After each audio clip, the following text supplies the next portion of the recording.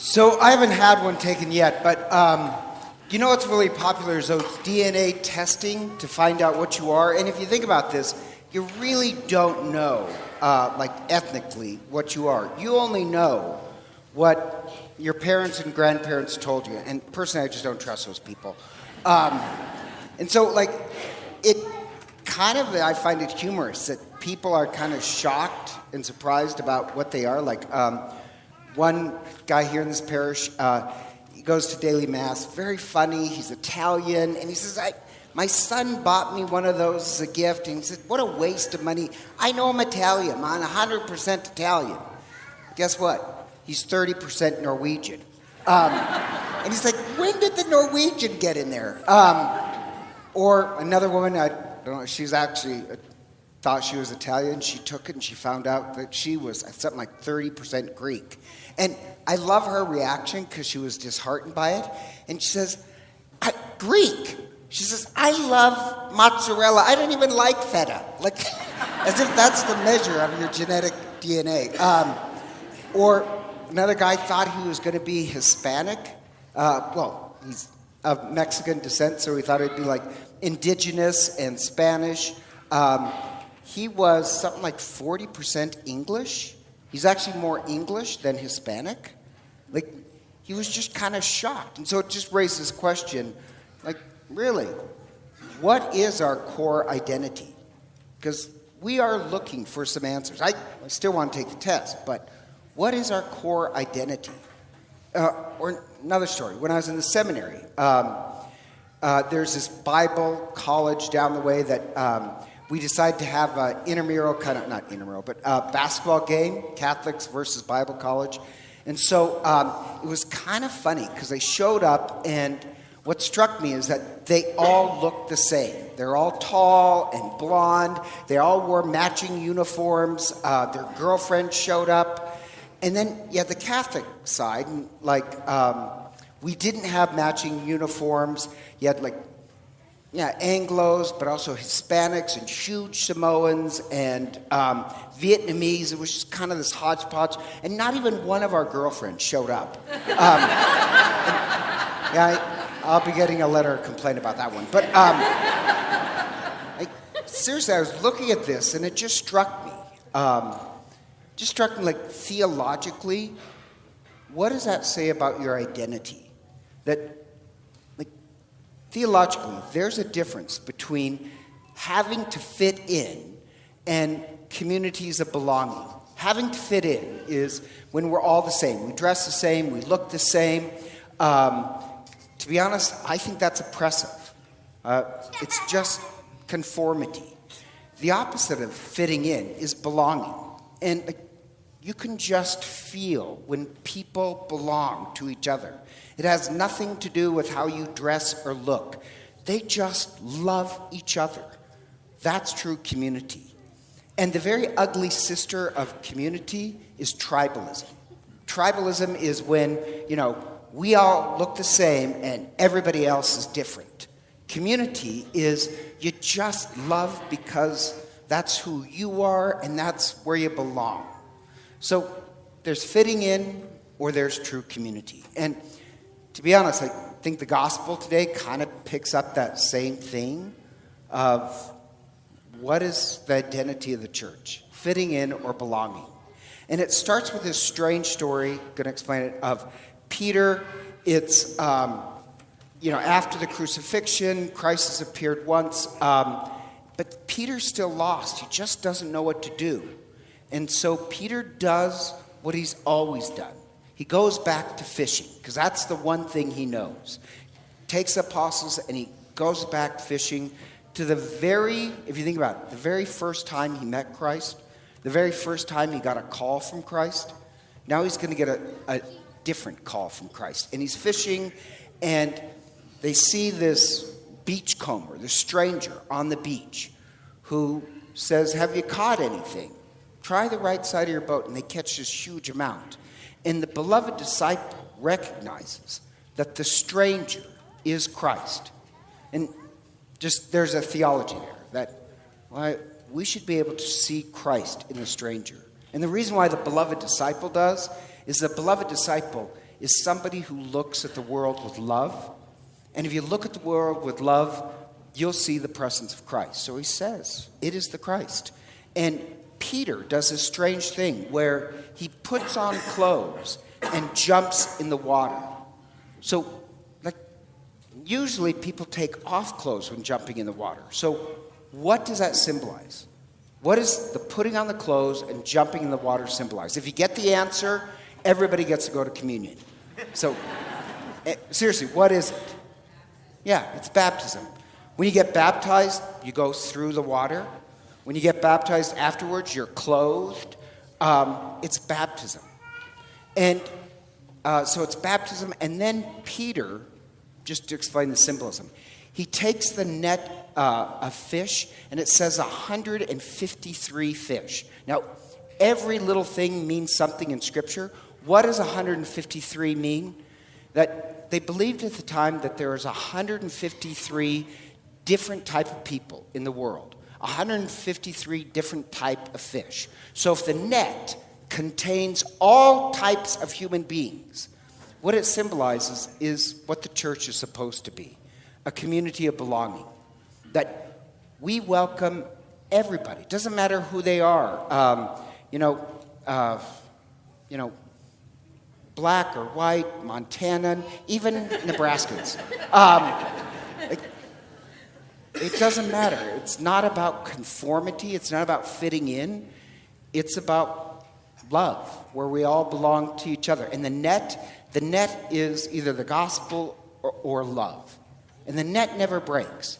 It can hold all of us. And in the net of love, we all get pulled into one boat. The boat, like Peter's boat, in case you didn't know, is a symbol of the church. That's why, like, where all you guys sit, that's called the nave. It's Latin for boat. We can fit everybody in. That's what it symbolizes. And so he pulls it in. Peter symbolizes the first pope, pulling all of us towards Christ. That's where we truly belong together. It's not about fitting in. It's about caught in the net of love. We belong to each other. What I want for Holy Apostles is that we're really a community of love. Not of fitting in, but of belonging. We belong to Christ and each other. So you have the presence of Christ in the stranger, the presence of Christ in baptism, and then you have this strange story about this breakfast. It's early Sunday morning. Now, I think you can figure out what the breakfast is. It's early Sunday morning, and just like today, and Christ has a meal prepared. And it says fish and loaves, but just to explain that, the fish in the early church was a symbol of the Eucharist. It was a symbol of Christ. In the Greek, it symbolizes Jesus Christ, Son of God, is what it spells out to be as an abbreviation. The fish symbolizes the Eucharist, Christ. That's why, like, in this very ancient church a couple decades ago was archaeologically unearthed, they had this huge mosaic in front of the altar, and it was fish and loaves. That for early Christians, it was a symbol of our church, a symbol of the Eucharist was Christ, the Eucharistic fish. So the meal symbolizes the Eucharist. Even like the little things, I love it, of the charcoal fire. Why does it mention that? Well, if you know the book of Leviticus well, a charcoal fire is how you roast the Passover lamb. It symbolizes Passover.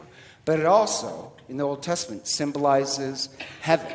In heaven, the altar in heaven has a charcoal fire in it. So it symbolizes, Christ is the Passover, the meal of heaven, and we eat this. And at this meal, it's the Eucharist, Christ asked Peter 3 questions. And the Greek, to me, is just stunning. And so I have to teach you a little bit of Greek. In Greek and Latin, there's 7 words for love. In English, we just have love. So there's different words. Like one word for love means like friendship love. That's an important love, but that's called philia. Like the city, Philadelphia, city of brotherly love, it means friendship love. The highest form of love is called agape. Agape is unconditional, self-sacrificing love. So at the Eucharist, Christ says, Peter, do you agape love me? And Peter replies, Jesus, I philia love you. I love you like a friend. And Jesus says, feed my lambs. It's always feeding. So he asks him a second time, Peter, do you agape love me? And Peter, once again, he can't do unconditional self-sacrificing love. So at least he's honest and says, I philia love you. No, we don't want to be a church of just being friendly. Being nice is not enough for our community. It's got to be agape love. So a third time, Jesus asks him, except this time he says, Peter, do you philia love me? And Peter says, yes, Lord, you know all things. You know that I philia love you. The important part about that is at the Eucharist, Christ is calling us to self-sacrifice, unconditional love. But sometimes, like me, I'm just not there yet. Might as well be honest. I want to be, but I'm not there yet. And Peter's honest. He's not there yet. Yet Christ keeps calling us to unconditional love. And Christ, the third time he lowers it down, which just symbolizes he meets us where we are. And then, Christ meets us where we are, but then he switches and he says, one day when you're young, and Peter's young at this point, you go about and do what you want. But when you're old, you will achieve agape love. And Peter will. The first reading is where Peter and the apostles, they're jailed, and an angel comes and frees them, and then the jail is locked up again. They can't figure out how they got out. And so they're escape prisoners. Except they don't go running away. They go actually back to the temple and start preaching Christ again. And so the guards are freaking out, like, where could they be? And they said, they're actually right up there preaching. So they go and arrest him again. This time, they arrest him again, and they said, we told you to be quiet. And Peter, who was most of his younger days a coward, now he doesn't mind sacrificing his life. And he will end up getting crucified. So Peter's in his old age. He actually does achieve agape love. And the point is this. We can find the presence of Christ in strangers, in baptism, which means in me and you, but also in the Eucharist. And every time we come to the Eucharist, Christ is calling us to agape love. We may not be there now, but our hope and prayer is, like Peter at the end of our lives, we really would have achieved agape love. And so, going back to the question, what is our core identity? Is it about being a church that's just friendly?